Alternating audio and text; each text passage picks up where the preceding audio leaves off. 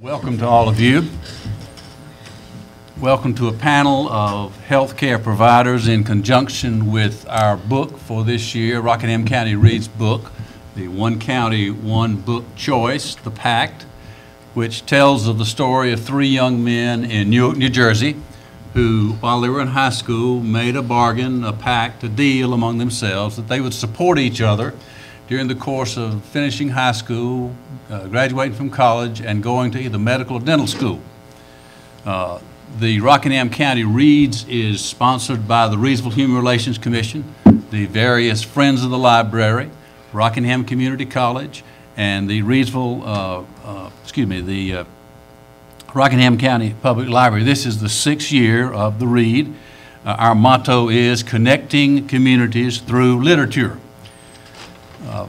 Bill Cosby talks about this book and says they, speaking of the three doctors, are an inspiration to young people everywhere, and their message is one that can transform the world. We are delighted to have a number of panelists here today. To my immediate left is Dr. Stanley Harrison, who's a Reidsville orthopedist. Am I correct? You were born in Greenville, North Carolina? Hampton, Virginia. Hampton, Virginia. Somebody gave me the wrong information. He grew up in New Jersey. He received his college education at the University of New Hampshire. He got his medical degree from the University of Medicine and Dentistry of New Jersey, which would be familiar to those of you who may have read the book as where these doctors, the three doctors, went. He did his orthopedic residency at Boston University. He did his sports medicine fellowship at the University of Pennsylvania, and he holds a diplomate in the American Board of Orthopedic Surgery. To my far right is Ron Flack. He was born at Annie Penn Hospital. He graduated from Reidsville Senior High in 1980. He obtained his associate degree in nursing from Rockingham Community College. During part of his time, or all of his studies, he was an EMT here in the county. He got his Bachelor of Arts in Education at North Carolina A&T State University, and his Bachelor of Arts in Nursing at Winston-Salem State, and his Master's in Health Administration at Pfeiffer University.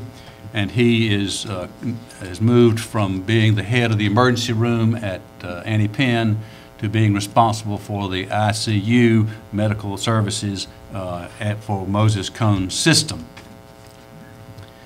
Dr. Sandra Dumquois is to my far left, Dr. Sandra Barlow Dumquois. She's a dentist. She grew up in Perth Amboy, New Jersey. She graduated from Tuskegee University in Alabama, graduated from Meharry Medical College School of Dentistry in Nashville, Tennessee, and is the dental director of All About Smiles in Reidsville. Dr. Law, who sits here to my right, Dr. Inger Law's hometown is Mobile, Alabama. She graduated from, got a high school diploma from Mobile County Public Schools. She received a BS degree in chemistry from the University of South Alabama, and a medical degree, an MD from the University of South Alabama, and did her pediatric residency there at the University of South Alabama. She practices with a new practice in Eden, pediatrics practice, Premier Pediatrics of Eden, just behind Lane Drug. Okay, let's see, I'm making progress. Dr. Kofi Dumquois, to my left there, was born in Jamaica. He graduated from Dent Hill Technical High School. Then he immigrated to the United States and received his bachelor's degree in chemistry from Howard University in Washington, D.C. He received his MD from Meharry Medical College in Nashville, completed his residency at Emory University in neurology. He did specialized follow-up training in sleep medicine and physiology at Emory. He is the medical director of Highland Neurology in Reidsville. So, I've now introduced to you your panel. I'm Pat Morgan, and I was formerly the chair of Rockingham County Reads Steering Committee. I want to invite the panelists to talk about first how they got to where they are.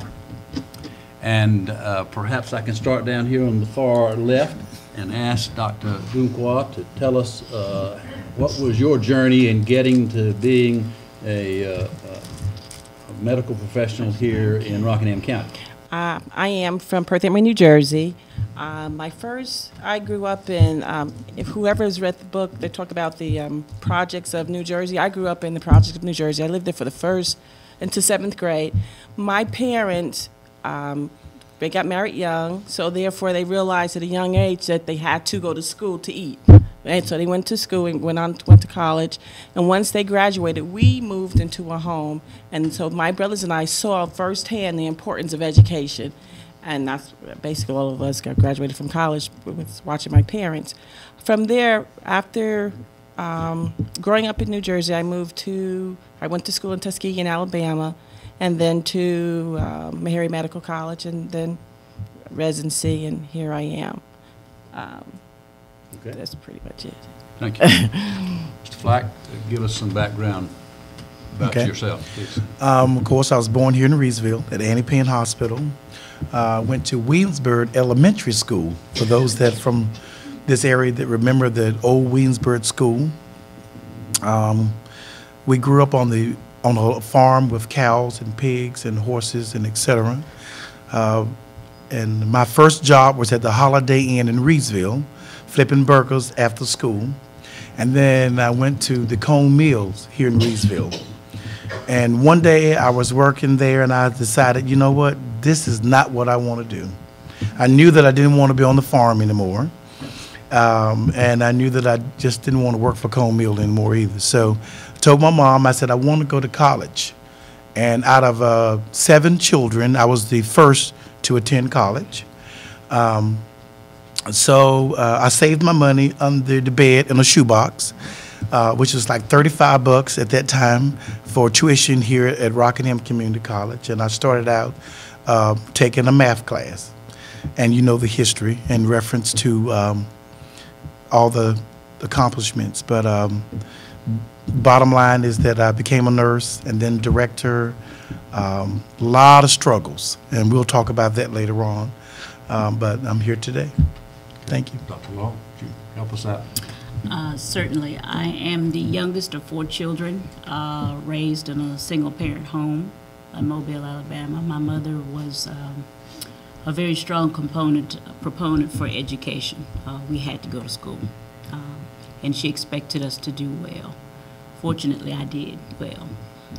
I was inspired at a very young age to pursue medicine as a career based on a personal experience, and followed that dream. I did all of my education at the University of South Alabama. Mobile is like Rockingham County in one regard. People who are born here tend to stay here. And I was invited to join the faculty at my university and practice there. But I traveled some and learned to love the green hills of North Carolina, and hired a recruiter actually to find me a small town, and was recruited by Moorhead Hospital to come to Eden. And that's how I'm here tonight. Okay, all right. Dr. Dunqua? Well, I guess I'll tell you how detailed we can get or whatever, but I think I'll just tell the story from the beginning. And my mother had me when she was 19 years old, and my father was a couple decades older than she was, a couple decades and some years older than my mother was at the time. And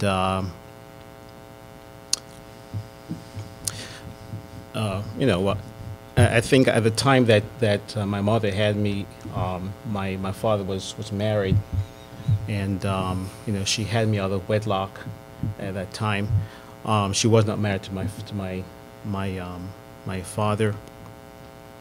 She subsequently went on to have three children, and sort of had sort of a rough course during that time. But sort of making the story short, she came to the U.S. and actually left us with our father there, and so stayed with our father. And so you came to the United States after you graduated from high school in Jamaica. Right. But but you know, we stayed with our father until he died. I was 11 years old, and from there I went to our grandmother and stayed with her until I was 17 years old, so went from there to college. So some difficulties during the teenage years, actually from birth into teenage years, some difficulty with staying with my mother, then my father, then my grandmother. Right. But I think staying with our grandmother for those teenage years was pretty important, solid years in terms of our development.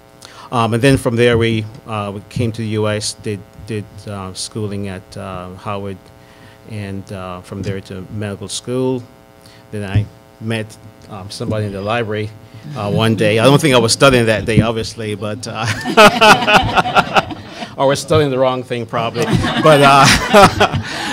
But and then went to residency and decided to come to the Greensboro area because her brothers were here, and so anyway, so we're here in Rockingham County. Glad to have you here. Thank you. Dr. Harrison, would you tell us your journey, please? Sure. I was born, and my mom and dad split up when I was a baby, and my grandmother insisted that my mother go back to college, and she went to college in Raleigh in St. Augustine's College. And so I stayed with my grandmother until I was 7, and then my mom had finished school, had went to New Jersey to teach, and then when she was settled, she came back and got my sister and I. The story in our family is that when I was born, my grandmother said that I was going to be the family's first doctor, is what they tell me. And fortunately, I always loved math and science, and so it was sort of a natural fit. We moved to Newark first, and we stayed there for 2 years. And we lived in a fairly nice, I would say a nice area of Newark. It wasn't a projects, it was a 3-family house. We rented out the 2nd floor. And then my mother met a bus driver, and they got married, and then we moved to a suburb in New Jersey, probably about 10 minutes south of, actually, Right. Perth Amboy. And I always wanted to be a doctor from the beginning. I always wanted to be a surgeon from the time I was 6 years old. I played football in high school. I was fortunate enough to get an athletic scholarship to New Hampshire. I played there for 4 years, pre-med, biochemistry, came back to New Jersey to go to medical school, stayed with my aunt in the house that actually my wife grew up in. I stayed on the 3rd floor. When she lived in that house, she stayed on the 2nd floor. Fortunately, my aunt was still there. She charged me $100 a month for rent, which was a blessing. And then I went to a summer program for minorities recruitment in Boston, and they had never had an orthopedic resident come through their program that was African American. And so fortunately, I had some people go to bat for me there, and I was able to get into residency there, and I did fairly well there, and then pursued orthopedics at University of Pennsylvania, sports medicine. I also always wanted to live in a small town, and Laura Feltz, who some of you may know, recruited me to come here for, they needed a sports medicine orthopedist, and I was interested, and I wanted to work with high school athletes, and so it was a perfect fit. And what were some of the major challenges that you encountered as you pursued your goal, Dr. Harrison? Well, I think the biggest challenge was my mother, really. She was a teacher. She was just very tough, and we just never challenged her. She was just, right from the beginning, it was just, she was the boss, she was the law, and you just did not step out of bounds with that. But that said, when I was in medical school, orthopedics was very competitive at the time, and I wanted to be a heart surgeon, actually. And so when I decided that I wanted to go into orthopedics, most of the guys that I hung out with in medical school, they kind of said that you don't have a chance to do this because you haven't been in the department, you haven't done any research in orthopedics. You should have, decided this when you first came here. And I didn't, but I kind of said, I don't have anything to lose. And I said, if I don't get into orthopedics, I'll just become a general surgeon and pursue the heart surgery. But fortunately, I was able to get into that minority recruitment program. I met a lot of resistance there because I was the first resident to come through that program, and that was difficult at first. I actually, my first year there, you have an in-service exam. They talk about those in the book actually, and I was told that the in-service exam didn't matter. The only exam that mattered was the one at the end when you're graduating, so I didn't really pay much attention to it. And so I didn't do very well on it. And then my chairman told me, he said, if you don't do well on this exam next year, we're gonna have to take you out of this program. And that was sort of surprising because they told me it didn't really count. So, but anyway, so I, being very competitive from my days as an athlete, I kind of turned it into a competition. And that next year, I read one of our textbooks, which is actually 3 volumes. I just kind of opened page 1 and read it cover to cover, read it every night. And the next year, I scored the highest on the exam in our residency, and well, what that did though is it legitimized my position there. My life changed there. Everything changed from that point going forward. The attendings, the teachers they kind of just put their arm around me at that point, and I kind of was in at that point, and I didn't have any trouble after that. Dr. Sandra Dunqua, can you tell us about the challenges that you faced? I had a couple of challenges, and my first challenge was finances. Going to college, my parents they agreed to pay for my education, but they weren't paying for any extras. And I thought, cool, that's not a problem.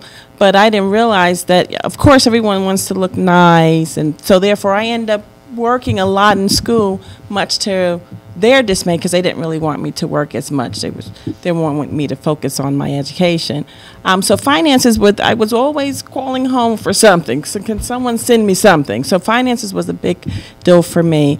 There were challenges. Now, once I got to dental school, my freshman year, and in the book it also mentions that your freshman year, I have to say probably we were not as prepared academically, and you think you're just a transition from undergrad to medical school. You're just so happy to be in school, so you're still trying to do the partying, and they mentioned it's in the book, you're partying and you're doing your academics, and I did not fare well that first year. As a matter of fact, I had to repeat my first year, so that was a major wake-up call to me. Either you're going to get kicked out and sent home, or you're not going to finish if you don't change your study patterns and change what you're doing. So the major difficulty in dental school was the wake-up call my freshman year. I had to repeat that, and that was pretty rough. And then finances. Other than that, after I figured out what to do, we pulled it together. So. Mr. Flack, can you tell us what the major challenges that you faced as you pursued your goal here? Okay. The first one come to mind was back in 1985, 86, because I really didn't want to be a nurse. When I first started out, I wanted to be a paramedic. I loved the lights and sirens, and I wanted to be a paramedic so bad. And after attending Rockingham Community College, the struggle that I had was trying to find back then a provider. And please do not take this out of context, because I believe in God very much. He's first in my life, and I believe in divine guidance. So therefore, my challenge really turned around and became a blessing. Because when I was turned down to be a paramedic because of the color of my skin in 1980s, that was an issue that we had in Rockingham County. I was told that they pulled me to the side and they says, look, you will not be accepted in the community going into the homes of the Caucasian females, looking upon them in the middle of the night if they had cardiac arrest or something. I'm like, well, I will be going in to save their life, not to, you know, look upon them in a negative way. And they said, well, it won't happen in Rockingham County. So I went to Gifford County, and they gave me the runaround. Then I went to Forsyth County. They gave me a runaround. So I came back to Rockingham Community College, and I spoke to the guidance counselor. I said, okay, look, I'm having problems getting a provider to let me ride on the truck to become a paramedic. So what else can I do? And they says, well, what about nursing? I'm like, nursing? Guys are not nurses. And they said, yes, there's a couple guys that's been through the program. Why don't we just send you over and talk to Anna Wingate? And I says, okay, cool. So that's how I became a nurse. That was my major struggle. First time in life, my parents have told me about the struggles of that people have had of color in this county back in the 50s and 60s, but I had never experienced it until then. And that was the first time that I really realized that at that particular point in life, the color didn't matter. Thank God today that it's truly a different picture. That's why I wanted to make sure that I fixed that. That you thinking that I don't hold a grudge. It was the divine guidance. It was God's way of saying, Ron, this is the path that I want you to go in. And I'm grateful. Dr. Law, can you tell us what your challenges were, please? Well, it's, I guess, divine that I'm sitting beside Mr. Flack because I, too, had struggles with being taken seriously. Being an African-American female who says she wants to be a doctor often brought a smile that was laughter as opposed to a nod of acceptance. Again, I did well in school, so I didn't struggle with the finances. I had scholarships and grants and one work-study job in my department, so I didn't have to worry about money. I was also smart enough to live at home. So I didn't have to pay rent when I was in medical school, and I didn't starve either because Mama made sure I ate plenty. But even starting in my undergraduate program, I went into my university pre-med. And my advisor, who was the pre-med advisor, was a Caucasian male who did not think that I was serious. And it was a struggle for me every quarter to go in and with my list of classes to have him sign off in acceptance because he was a stumbling block for me. He was kind of acting as a gatekeeper or something. Correct. And it wasn't until I took his organic chemistry class and did well that he realized that I at least had the potential. Again, he's passed on now, but I did get a little satisfaction when I did get into medical school. And he stayed in touch with, you know, the whole university as well as the medical school students. And the first gross anatomy test, a large percentage of the class failed that exam. And I got to go back and talk to him. And he said, so how'd you do on that first test? I heard the whole class failed. And I said, I didn't. And so attitude, and that continued even in residency. I was the little slip of a doctor as opposed to someone to be taken seriously. Right. So you had to fight for that. Yes. Right. Dr. Kofi Dumquat, would you share with us the challenges, the major challenges that you faced, please? I think the major challenge that I faced, it was reading. I think that has been the major challenge that I had as a child, and even entering to medical school, that was still a challenge. I mentioned earlier that when our mother left to the United States, we came to live with our father, and he remarried, and we were in a step relationship where we had a stepmother who was okay. She wasn't necessarily mean. although some would disagree with that. I.e. my sister. But there was definitely neglect there, and so we're there to fend for ourselves. One of the stories that people tell now is that in Jamaica, a lot of people have maids.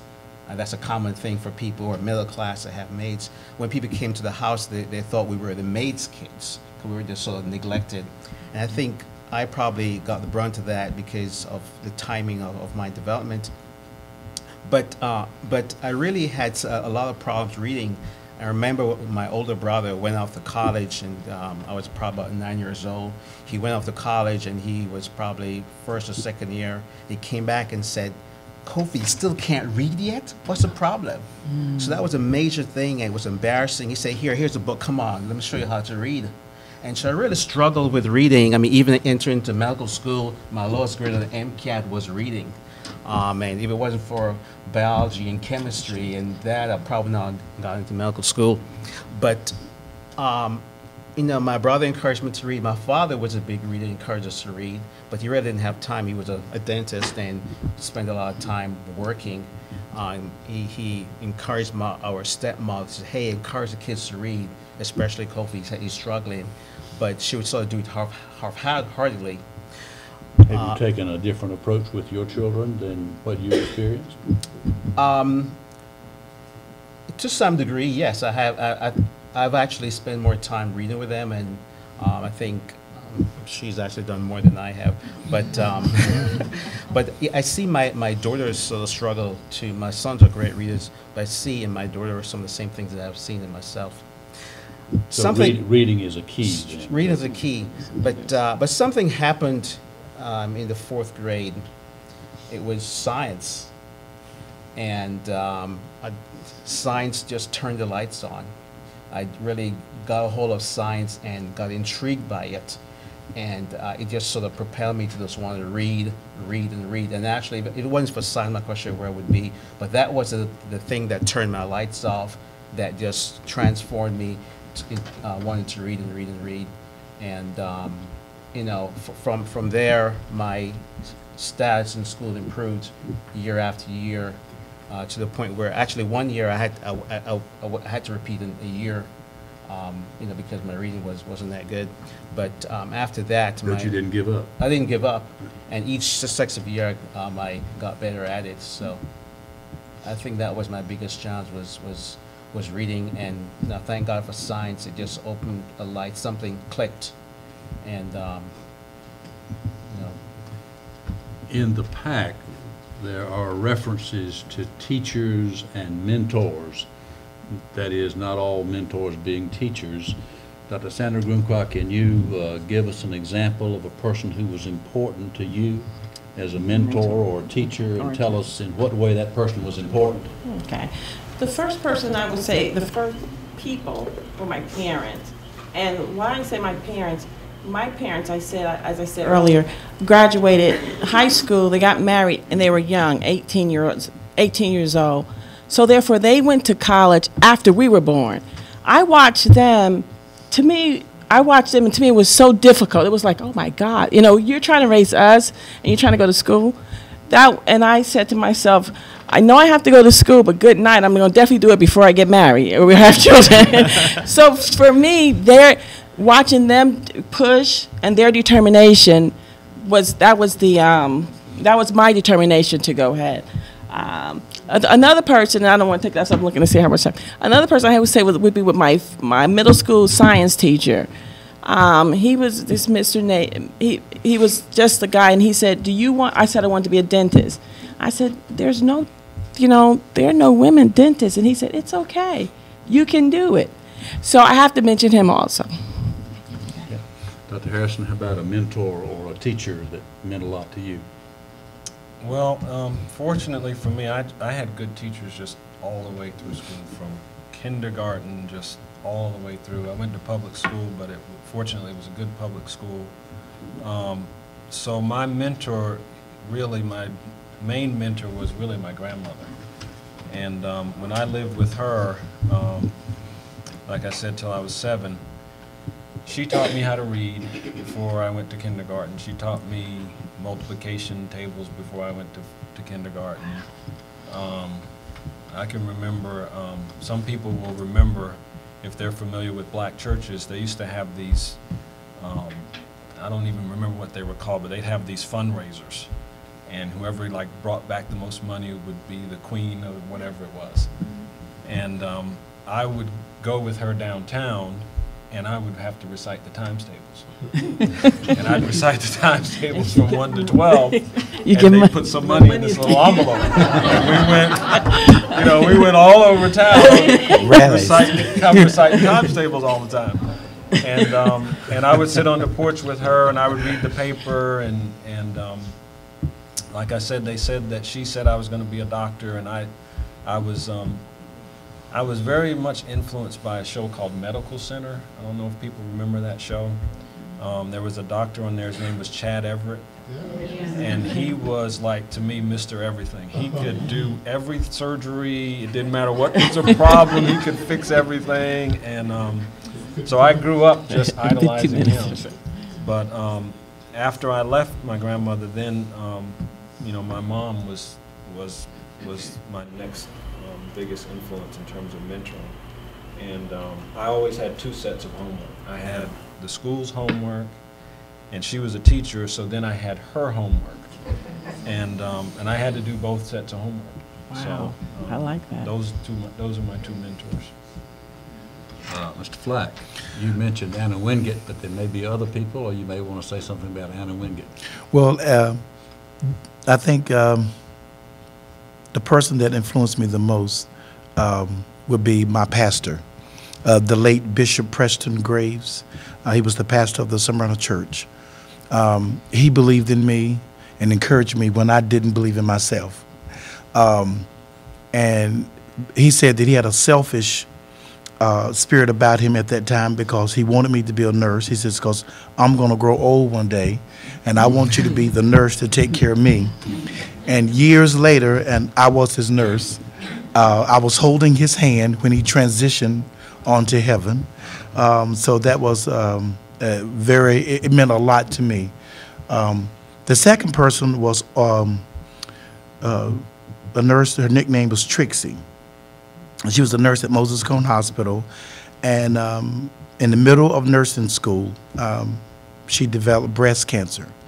And she made me promise that I would get my master's. She says, I don't care what happened. We was here at Rockingham Community College in the parking lot right out there, and I had to carry her books because she had had surgery, and she was doing chemo at that time. And she says, I probably won't live to see you get your master's, but you make me a promise that you'll do it. And I did it. So it was great for her. And your responsibilities now with the Moses Cone system? I'm director of the medical surgical ICUs, a 16-bed ICU, 114 employees. Dr. Law, challenges? Or mentor, I'm Mentors. sorry. That could be a long list, but I will shorten it. I am a physician today because of a cousin. Rosalind was 2 years my junior and was born with congenital heart disease. And at the time, I didn't know what that was. We were told she had a hole in her heart, and that was our limited understanding of what was going on with her. She had a sister who was my exact age, so we 3, and my siblings are much older than I, so I was very close to those 2 girls. Where they went, I went and got to tag along. Rosalind, unfortunately, couldn't do a lot of things because her heart didn't allow her to. I even remember one year she begged and pleaded for a bicycle that she got, but was too dysmic to ride it. And our hopes were hung on her having her heart fixed so she could be a regular kid. And we got to go to UAB, which was the transplant hospital in Alabama, where she did have heart surgery and survived about 2 weeks and subsequently succumbed to her condition. And I was there. I lied about my age to get into the ICU. They still do it. To hold her hand, even though she was intubated with at chest tubes. And, you know, in retrospect, looking back, I understand exactly what I saw. But as a kid, all I knew was that she wasn't blue anymore. I think that was the first time I saw her normal color. And I determined then that I was going to be a doctor so that kids could be healthy kids and ride their bikes if they wanted to.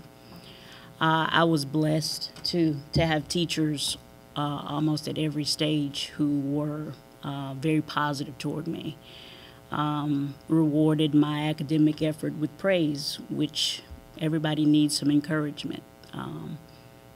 And one in particular was Mrs. Barbara Singleton. She was my high school chemistry teacher. Tiny little African-American lady. When I say tiny, I mean tiny, but tough as nails. And she expected a lot of us. And we used to tell her all the time, Miss Singleton, why don't you go teach college? She said, I did teach college, and their ineptitude frustrated me more than you guys do. So, and she encouraged me to pursue a degree in chemistry because I guess maybe she was there right in front of me doing well, and I said, I can do this too. Again, there are others along the way. One physician, Dr. Burial, he was the only African-American physician that I personally knew. I got to meet him through a medical enrichment program that I participated in undergraduate. And frankly, I was in awe to meet a black physician. That gave me to know that I could do it. Dr. Dunquois? Well, I think my father was, he was a dentist, and so I think him being a dentist was always sort of there. The expectation was always there that you're going to achieve something, you're going to be somebody. So the expectation was always there, and each one of the kids always knew that we had to push hard, had to work hard to be somebody. Even if we had a reading impairment, you always had to push and work hard. The other person I would say would be my brother. When our father died, my brother was in college, and he went from living sort of this nice life, going to college, working hard, but doing the college stuff, partying, chasing girls, whatever, to all of a sudden having no money and no income. So he had to grow up really fast. He had to work 40 hours a week, support himself, and he worked 40 hours a week through college and through high school, through dental school. So when everybody was studying, he worked as a security officer on the weekend, put himself through dental school. So he was just a big encourager. Just look at what he went through, and he always did well in school. He despite the fact he worked hard, he still graduated within the top 5%, actually the top 5 in his class in dental school. And people were just amazed, but he always encouraged us that you can do this, no matter what type of problems you have. We're going to get you this help, or you can do this. So I think those are the two important people who encouraged us and were examples for me. I want to make this a two-way conversation, and the way I propose to do that is to pass out some 3x5 cards, and if you have a question that you'd like for us to consider discussing up here, write it down and pass it to the center of the aisle, and then I'll look at those and try to pick out the best that Martha's got those so she can help you. Other than a teacher or a mentor, Dr. Law, is there anybody that you haven't mentioned that was important to you in your journey? My mother was very important to me. I think she had a wisdom beyond even her own understanding. She knew education was important and pushed all of us to be well educated. But I remember when I was little, I used to complain about having to go get the mail because there was never any mail for me.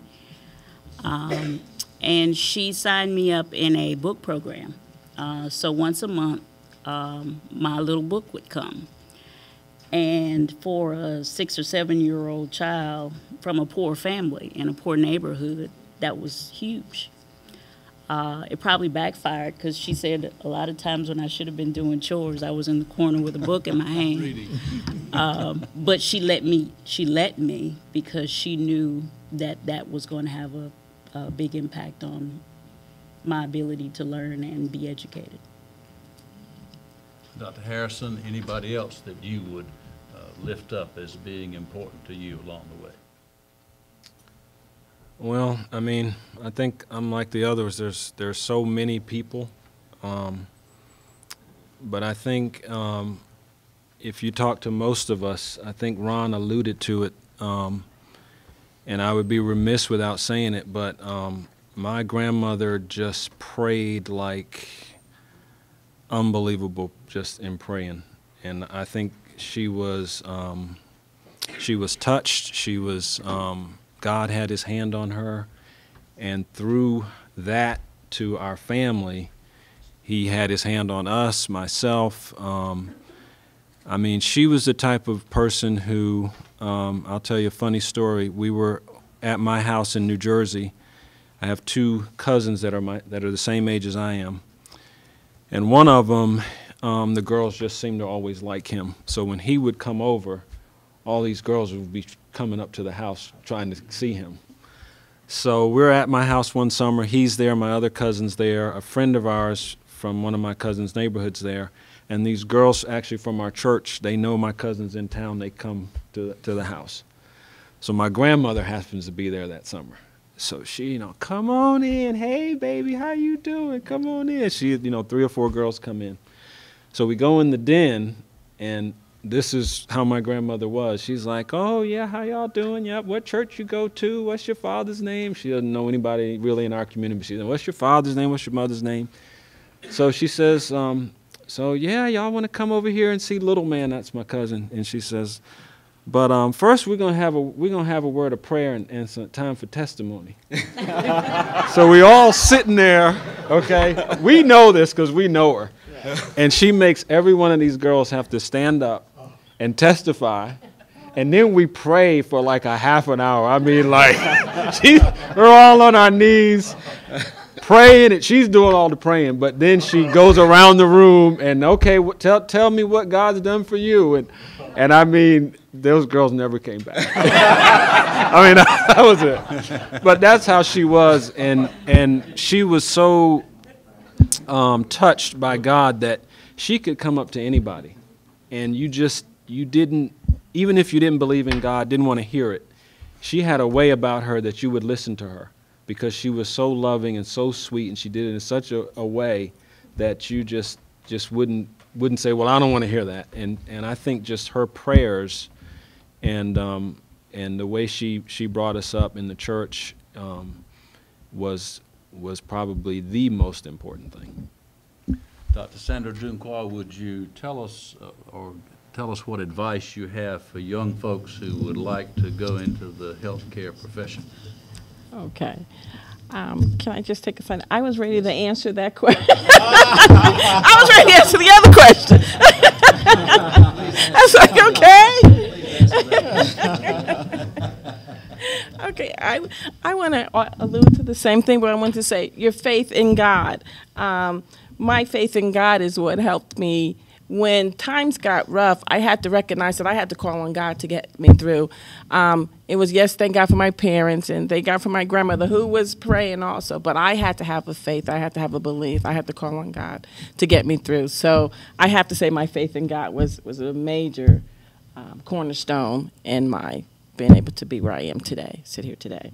Okay, now I'm answering about the What advice would you give to young people who may be considering the healthcare profession? If you are interested, and that's not for healthcare, but that's for anything that you want to do. In the book, they alluded to determination, have a discipline, perseverance, and that's for anything you want to do, you determine that I want to do this. It doesn't matter who tells you that you cannot do it. It doesn't matter where you are in your position financially, economically, social economically, if you're the youngest or you're the oldest, mom doesn't have it, dad doesn't have it. It does not matter. If you want to do it, you determine yourself to do it. You persevere to do it, and you dedicate, say, I'm going to do this. And you do it. Like Nike says, just do it. Okay, thank you. Recommendations or advice for young folks who might want to follow your path? Okay, but can I answer that first question as well? Good. Please do. This sounds like politics. Because I have to give credit where credit is due. My mother did not have the financial support to send me to college. But when she said that what I will give you is prayer, I'm going to cover you in prayer so that whenever you go apply for a loan or whatever door that you want to go through, she says, I'm going to pray for you so that the door will open when you get there. And that has worked. So I have to give her the credit. She's 77 years old today and in good health and still praying. The advice or an encouragement that I could give is just that no matter what dream that you have, you can do it. The struggles that I had back in the 80s financially, there are avenues today. The doors have been opened. And no, I'm not a politician, but look at today. We have a black president today.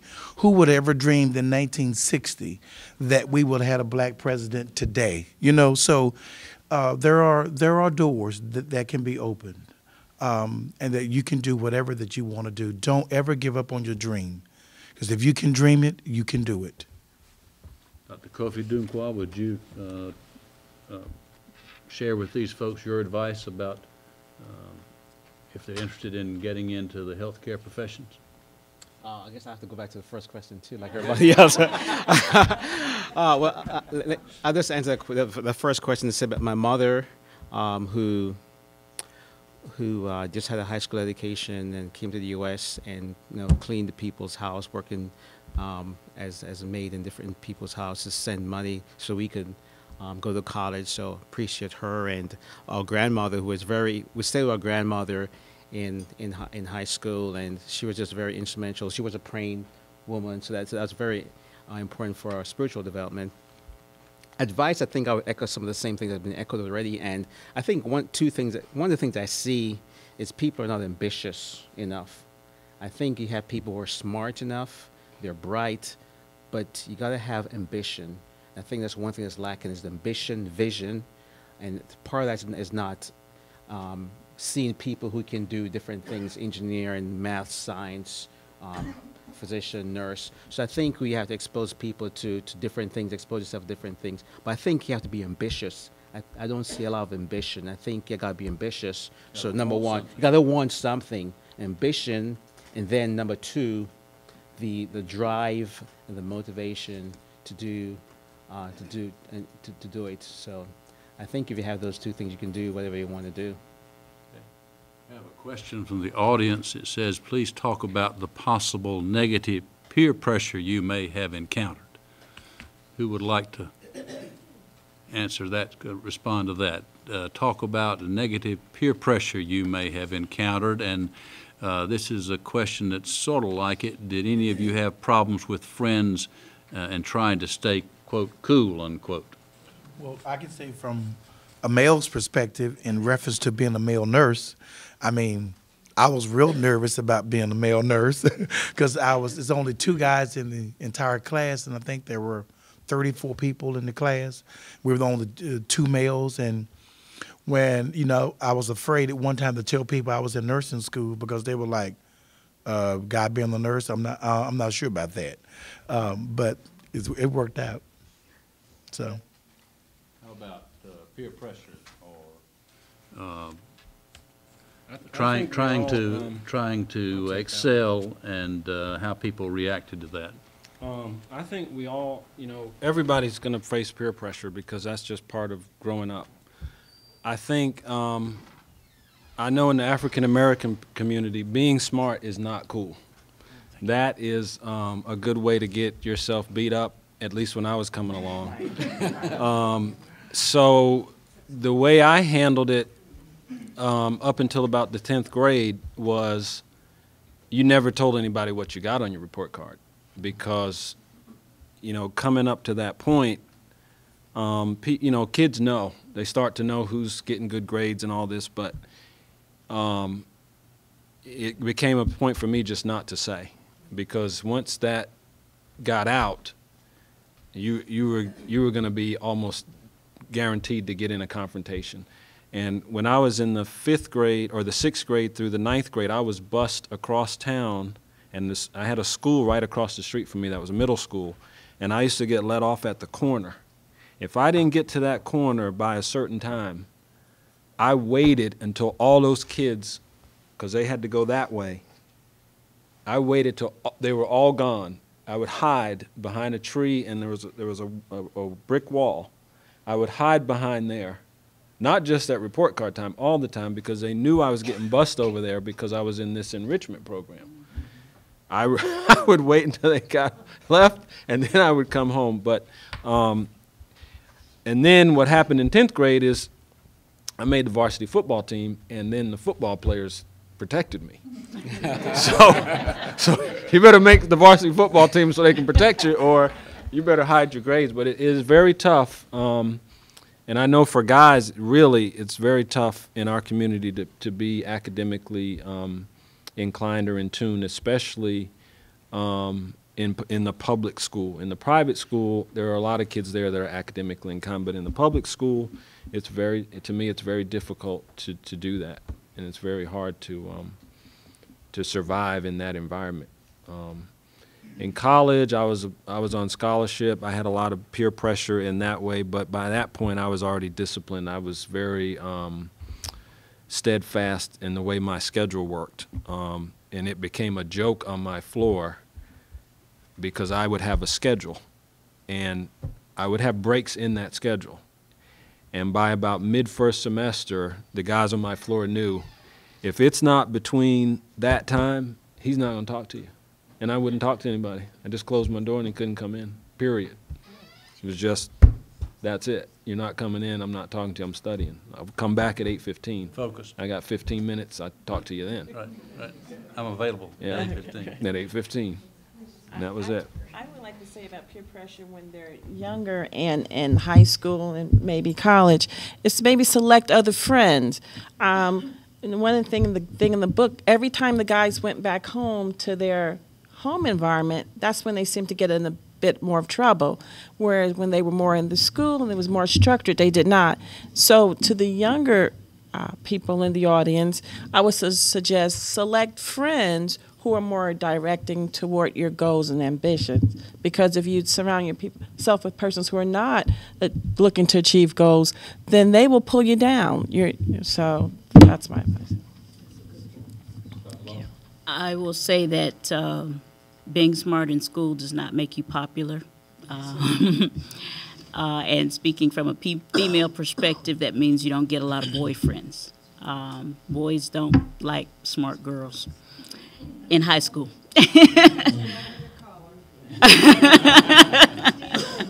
Still that way. So I will speak a little bit to what Dr. Kofi Dunkwa said. I had ambition, I had a goal, and so that kept me focused on the task at hand. Early on, when I was doing well in school, and I'm going to say stereotypically, even my own race would tell me that I was going to be a teacher because that's what the smart girls did. And I just never told anybody what my true goal was because I didn't think that they would embrace it or say something positive in response to that. On the other hand, I had plenty of adult people who knew my desire and encouraged and motivated me, but amongst my peers, I didn't exactly walk around and keep my head down, but I wasn't the popular girl, at least until, honors and awards day. Anybody else want to comment on that? Here's a question, and it fits in with the various detours that some of the young men in the book took. Did you ever get tempted but didn't do it? Yeah, well, back, back, whatever. But back in high school, it's common in Jamaica for people to use ganja. You guys know what ganja is? Marijuana.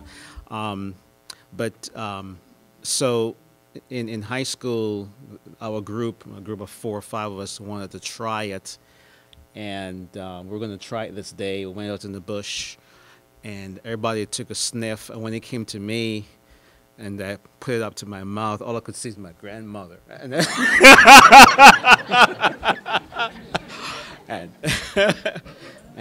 put it down, and I couldn't do it, but anyway, that was the closest to, so yeah, grandmothers do make a difference. How hard was it to be accepted as you are in the hospital, in the community, and among your peers? And would you give an example? Oh, like to try that one?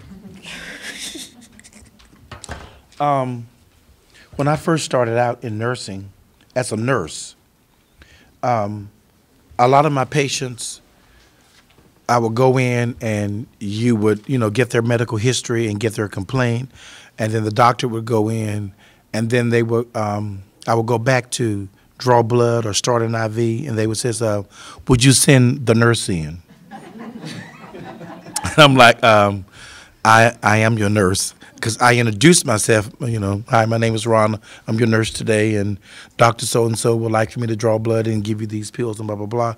They totally missed the nurse piece. They always looked at you as being either in housekeeping or a tech or something, but you were never the nurse. So that was the challenge. Dr. Law, you have a take on the acceptance for who you are? I can speak to just being a physician practicing medicine here in this county. Graduated from medical school, we were all sort of indoctrinated into the white coat. Unfortunately, when you practice pediatric medicine, the white coat is a dead giveaway that you're trouble. So a lot of us choose not to wear a white coat. But when I first started practicing at Moorhead Hospital, I intentionally wore a white coat so that I was not mistaken for the lady who came to get the breakfast tray. And like Mr. Flack, I could walk in and introduce myself as Dr. Law to the patient, examine the child, discuss routine newborn issues, walk away, and the parents would later ask the nurse, when would the doctor see them? So those barriers are still out there. Okay.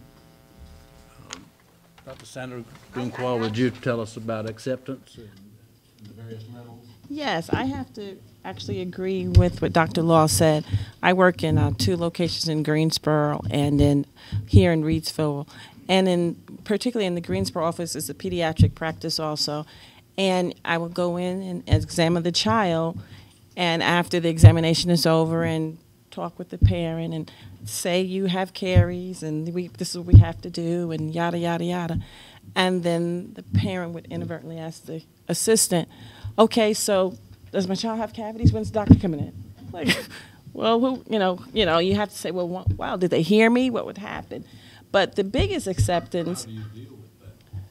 I smile and point to my name on the shirt. That was me, But the other hurdle was dentistry was a men's club for a long time. So therefore, often when you go to the dental meetings, I was the only female. Even in when I first came to Rockingham County, I went to the Rockingham County dental meeting, and I was the only female present. And I said, oh, okay, welcome to 2004. So dentistry, so therefore, oftentimes they would see the women as the dental hygienist or the dental assistant, but never as the dentist. So yes, it's even today. Kofi Dunquab, in terms of acceptance and at the hospital or in the community or among your peers? I haven't really had any major issues with acceptance. you know, amongst peers or colleagues or patients per se. I must say that there is a big issue with county doctors and doctors in big cities. I think as specialists we see that a lot. Oftentimes, if you give a patient a diagnosis and say, "This is my opinion," you find out that they went to get a second opinion from your colleague down the street, and the opinion is often the same, but there's a perception that if you're in a big city, that you must be a better physician, better facility. So I see that quite a lot, a big city mentality versus a small city mentality. But can't say that there are any challenges that I face that I'm aware of. I have a friend who is a good criminal defense lawyer, and he was at the jail late one night, and somebody came in and had been charged with driving while impaired, and he helped him out and walked him through the process and took him to his car and gave him his card and said, come see me in 2 or 3 days. And later on, a week or two later, he saw the person in court, and he said, "I'm just curious, I lent you some money, and you paid it back, but I lent you some money, I took you to your car. Why didn't you come back and let me help you?" He said, "Well, you didn't write me a letter." So people do react in kind of strange ways. How can we, here's a question written very boldly, what can we do to help young people to reach their goals? Dr. Law? I actually saw that question over his shoulder and wanted to address it. I think it's important for children first to have goals. Seeing them early in life and then watching them grow and change into young adults, I see too many teenage children who are still undetermined as to what it is they aspire to. And my philosophy is it doesn't matter what as long as you have a goal. Because generally people without a goal are sort of misdirected, low in motivation, and don't achieve anything. So I think it's important when you see a young person, ask them what their plans are, and then encourage them to take steps to get there. I can't think of a single job almost nowadays except for maybe being a short order cook that you don't have to have education for. So reminding them that while it's good to be popular in school and wear the coolest clothes and to be nice, to be liked by everybody, and to be the big man on the football team. Nothing personal. He says he's a little guy.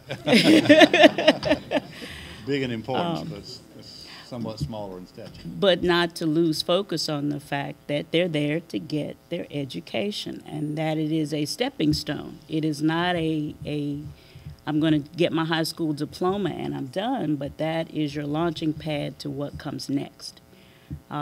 Because, again, there aren't many jobs out there anymore that you can take a high school diploma alone and live above the poverty level. Okay. Dr. Harrison, what can we do to help young people reach their goals? That's something I've thought about a lot. And I think with this current generation, we're going to have to think outside the box now because, like Kofi said, you listen to all of us, and there was a dream or something there very early, and I don't know that necessarily somebody put it there. We had something clicked in our own mind that said, we were going to do this or that, and I don't see that as much or as frequent in the young kids today, and I think a lot of it has to do with exposure to people who have done whatever, nursing, doctor, lawyer, engineer, teacher, whatever, something that they can grab onto. And then I even talking about my own self, we have to do a better job of mentoring and going out and seeking them out. We kind of expect them to seek us out, but we're going to have to go and seek them out and even get them if they don't want to sort of go. You know, we're just going to take a bunch of guys, we're going to go to a baseball game and engage them and get them to talk sort of in a passive way. Not, we're coming and this is career day and you're going to see this doctor and he's going to talk to you for 15 minutes, and then that doesn't seem to get them. You know, it's maybe going to have to be where we have several visits with them, and then they start talking to us and trusting us, and then they tell us what their dreams and aspirations are, or maybe they don't have any, and then we can sort of say, well, have you ever thought about this or that, or do you ever think you wanted to do this job or be this? I think we're going to have to think outside the box. We're going to have to go after them more than what we're doing. I think everything that has been said is true, but I just don't think we're getting to this generation of kids. It could be just they've come up in a different era. The era that they have come up in is not what we came up in. Everybody in this room, the culture was different. There was a different culture when we came along than what there is now. And I think as hard as we try to be on our kids in terms of discipline and education and this and that, that culture is just eating at them, and it's eating away of what you're trying to do at home. And they spend so much time away from you that other influence gets to them, and they have more. Our kids just have way more than what we ever had. So my one toy for Christmas was something I had to wait for all year. Hey, go get a toy, you know, it's a toy here, toy there. Grandma's got a toy, birthday's a big, this thing, that thing, all this stuff coming. So for me, it was like, you know, I want to, and I didn't grow up I grew up in a nice home and teacher, and my mom was a teacher, and we were okay, but I wanted even more than that for myself. So I think it's going to take some out-of-the-box thinking and more engagement, and we're going to have to reach out to them more. The audience here has heard a common message of the importance of self-discipline and the importance of education. And the question that is asked is, how do you think this message can better be taught in our schools today? Understanding that we've heard the importance of self-discipline, the importance of education, how can this message be better taught in our schools today? Well, I'm taking the advantage of opportunities that I have. I've been teaching CPR classes for the medical career students for Gifford County for like 5 years. So one of my icebreakers that I use is talking about some of my struggles and where I am today. And when you, the medical career students are students in the 11th and 12th grade that are thinking about the medical field or thinking about some type of, you know, college.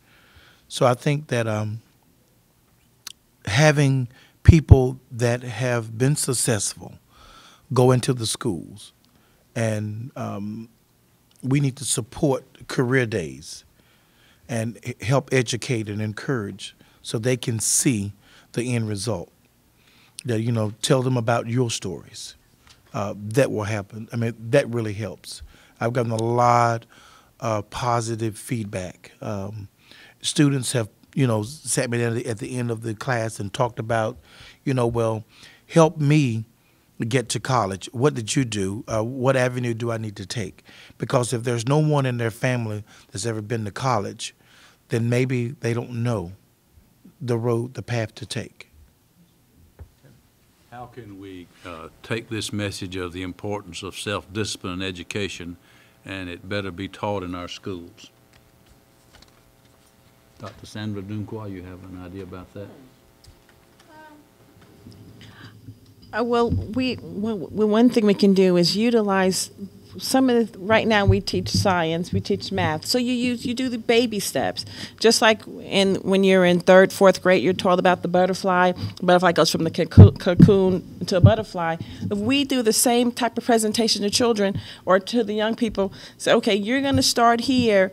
And your first goal will be you want to be a dentist. So your first goal, in order to be a dentist in 3rd grade, you're going to have to pass math. That's your baby step. So your determination is, in order to get to point A, you're going to have to determine, okay, we're going to have to pass math. And 5th grade, I'm going to have to pass geography. So if we take it as a baby steps and say, this is a baby step to the big goal, I think that would be more of a than saying, here, take this big old goal and let's try to knock it out and in one elephant. Take it a little bit at a time. You understand what I'm saying? No. Yeah. Yes. Yeah. Okay. I think what you've got to do is the discipline. I think that the discipline issue is more of an issue even from the top down, even coming from the state down. When I go to class and sit in on a class, it is nothing like class that I went to. And I went to public school, but it was a really good public school. I know that. And I go to a private school and go in that class, there is a major difference. The environment for becoming educated in a private school is way better and more conducive to learning than in the public school. And to me, the problem is the teachers don't have the support to discipline. And so it's hard, if there's no discipline there, to teach discipline to the child about their work and their career path. It just doesn't work. So until we get the administration or the state or whoever is overseeing that, where we can go back and take unruly kids who are not following the rules and screwing it up for the rest of the kids, to me, and I know this is a totally sort of a different thing, they have to go. They don't have to go out of school. They can go to alternative school, but the environment for learning is being destroyed because they cannot, and I'm just talking about simple things like, it's time to be quiet, the teacher's going to teach, you sit there and you keep quiet and not disrupt the class. Until we get that, it's going to be hard outside of what's going on at home, and a lot of times that's not happening for us to teach discipline. If we ever get past that point, I think it's important for us to explain what is hard work and what is discipline. Like we say, work hard, do this, study hard. Well, what exactly is study hard and being disciplined? What does that mean? Well, that means if I'm going to study from 6 to 8, then I'm going to turn my cell phone off. I'm going to turn television off. I'm going to study from 6 to 8, and I'm not going to be moved from that. That's discipline. Not, oh, well, the cell phone, I just got a text message, let me see it. That's, what is hard work? What are all these things? Hard work is working and doing it when you really don't want to do it. Oh, I'm tired today, I'm sleepy, I worked all day, but I'm in dental school. Well, hard work is you go to that job, you do the very best you can. If you're a security guard, you're the best security guard that ever was. Not, oh, this security guard job, man, I'm just taking this because I want a paycheck. No, whatever you do, you try to be the best at it and the best that it was ever done. And then, I'm tired, I want to go to sleep. Well, discipline and hard work is going to be, nope, I'm going to open that book, even if I fall asleep into it, which I bet all of us have done, fell asleep right into the book. That is hard work and discipline. And that is going to have to be explained, that if you want to get to this point, there's no easy road there. It's going to be hard. It's going to be tough. Yeah. That's what you're going to have to do. And we're here to help you. We're here to encourage you. We're here to let you know that we did that, and that's what it's going to take. So all of that's going to have to be done.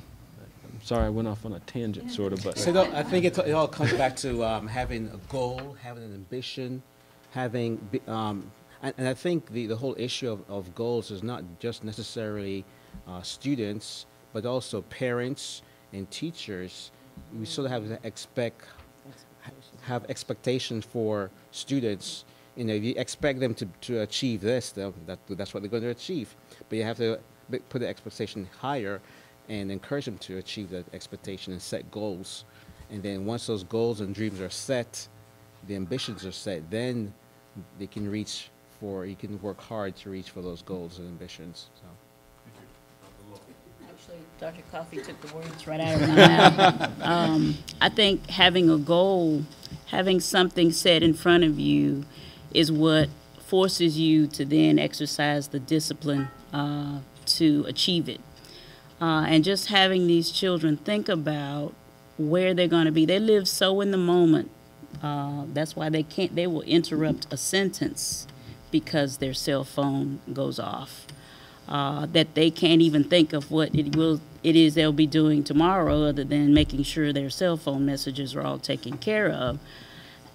Rather have them think, or even sit down and write, who are you going to be in 5 years from now? Who are you going to be 10 years from now?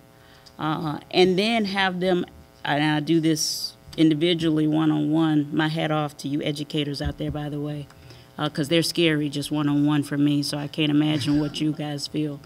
But I do this. I go, okay, now that some of them and the highly motivated ones do have goals, and those are the kids, I hate to say they're easy. Because then you can go, okay, well, if you want to do that, you got to do this, or you do this, and they just need some guidance, and they're gone. It's the ones who don't have any goals, who aren't motivated. They're living too much in the now, which is now my mom and dad pay my cell phone bill, they feed and clothe me, I don't have to worry about how the bills get paid, and they're comfortable where they are, and I think a lot of them will stay there until their parents kick them out or indefinitely. So making them think about what it is they expect from their own lives, where they want to be 5, 10 years from now, and making them really think about that. Helping them then to understand that sitting in this algebra class isn't a waste of their time, because sooner or later it's going to come up in life. Everything they learn comes up again in life. So it's not a waste of their time. But if they don't expect to live and be parents, and have to help their kids with homework, they're not thinking about what it is that they're learning right now. They need goals. What mentoring or community outreach have any of you participated in to encourage folks to get a good education and pursue their dreams? Anybody want to share anything that you're doing? Right now, I volunteer at the school with the reading program. I volunteer at the school with the reading program, and that's just a short period of time. I have 2 students that I work with, and that's just a short period of time, but I've done it every year since I've been here, because readers are leaders, and that's what I believe. That's a great phrase. Readers are leaders. My volunteering is in general health care without pay, Right. not necessarily not necessarily motivating the young. I'm trying to do that all day. Okay. As a final wind-up, let me just go down the line here and ask any of you to anything that you would like to share before we wind this up. Mr. Flack. My parting words would be, dream big, try to reach your goals. You can be whatever you want to be in life. Don't let anybody tell you that you can't. Okay. I don't know if, I guess most of the people here read this book, but this book, to really, really understand this book, you probably need to ride through Newark and understand where these guys came from. These guys came through, I mean, we have some relatives there, and we went to see them, and we drove through some places in Newark, and it scared our kids. It was in the summertime. I mean, there was people hanging out, just unbelievable. I mean, dirty, trash, garbage all over the place, graffiti, and it literally scared them. They had never seen that before. So to understand where these guys came from and to understand what they went through to get to where they got to is really an amazing accomplishment for the three of them to do that. And even though they went to that university high school, even coming through there and to get to the point where they got to is just really unbelievable. You really don't know and understand it unless you drive through Newark and see where they came from. Dr. Law, final comment? Consequences follow actions. And reading the book really brought that home for me. So two of those characters got into some serious legal trouble. I mean, just scary kind of legal trouble. I thought, uh-oh, there it goes. Exactly. That could have totally derailed them. And I agree with the fact that it had to do with their environment, but after the fact, they could think in that one instant, just that one decision could have altered the entire course of my life. And I think if young people would sometimes, especially when you're in a situation and your heart's beating fast and you're sweating and your friend's talking in your ear, but your head is telling you to do something else, take a second and think, what's going to happen to me if I choose unwisely? Because everybody doesn't get a second chance. Rameck in the book had a second, a third, a fourth, or a fifth. But everybody does not get so much as a second chance. So just encourage them again to think forward, not just this instant, but what comes next. Dr. Kofi Dunquad, what is your final message for folks here? I would say, some of the issues have been mentioned again. Just having goals. I think that's important. I think if you have goals that would direct your action, that would motivate you. I think that we all have limitations. We all have obstacles, stumbling stones. I think we can use those stumbling stones and those obstructions as stepping stones. We can use them as an avenue to achieve rather than as something to make us stumble and fall. Stumbling blocks into stepping stones. Use them as stepping stones. So I think we can use our challenges as a means to succeed, and I think we shouldn't use excuses. Thank you, Dr. Sandra Dunquad. I would say that the one of the things the book highlighted the most is without a vision, people perish. These three guys had a vision, so therefore, despite all the obstacles they went through, they were able to succeed. What we have to carry over to our youth and to the youth is that to help them, as we said, establish goals so that they'll have some type of vision. I don't know how to do that, but that's why we're here. But we have to, so that they can establish some type of vision for their future so that they won't perish. That's right. I'd like to recognize the people who make up the Rockingham County Reads Steering Committee. Martha Bosley is the chair. She's there pouring punch in the middle.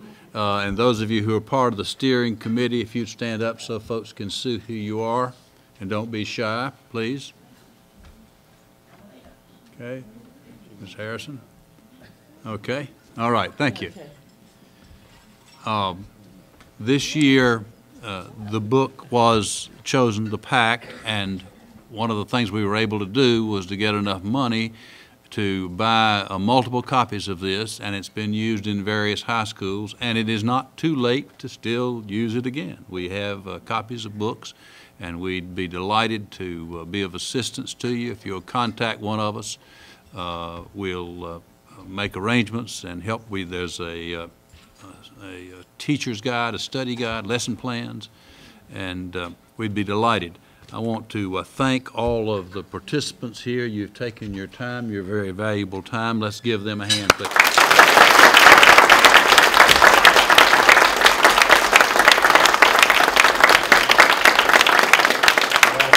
To thank Kim Pryor with the Community College who helped set this up, and welcome Dr. Michael Helmick, the president of the Community College here, who's been with us. Thank you for being here tonight, sir.